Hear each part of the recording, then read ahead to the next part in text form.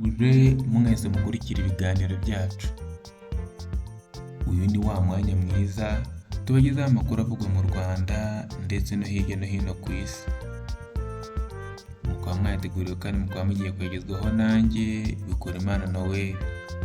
Umukobwa ukomoka mu gihugu cy'u Rwanda yabaye nyampinga w'Ububirigi. Keza Joanna Ameloti ufite imyaka 21 wiga mu mwaka wa gatatu wa kaminuza mu bijyanye n'ubucuruzi, usanga ukora ibijyanye no kumurika imideri, yatowe nka nyampinga w'Ububirigi 2024. Ni tariki ya 24 Gashyantare 2024 aho Keza Joanna yegukanye ikamba rya nyampinga w'Ububirigi. Uyu nyampinga w'Ububirigi rero akaba akomoka mu Rwanda. Mama wa Kenza akaba ari umunyarwandakazi wahungiye mu Bubirigi mu mwaka w'1994 mu gihe cya Jenoside yakorewe Abatutsi.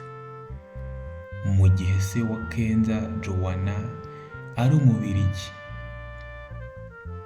Uyu mukobwa yahatanye n'abagera ku 2,000 bose birangira batwaye ikamba. Yakunze kugeza mu Rwanda dore ko yabaye igikondo mu mujyi wa Kigali, aho mama we yamuzanaga kwa sekuru. Uyu mukobwa rero byaramushimishije mu gutwara ikamba ry'Ububirigi.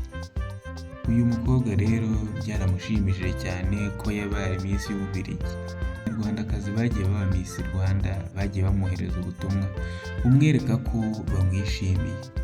Nawe yashimye bamushyigikiye ndetse ashima n'Imana yabimufashijemo. Abanyarwandakazi rero bitwara neza mu bihugu bitandukanye dore ko bafite ubwiza bubaranga ndetse n'ikimero cyiza, uburanga, ikinyabupfura ndetse n'ubwenge. Mwakoze kudukurikirana, mwari kumwe nanjye Bikorimana Noel. Ciao.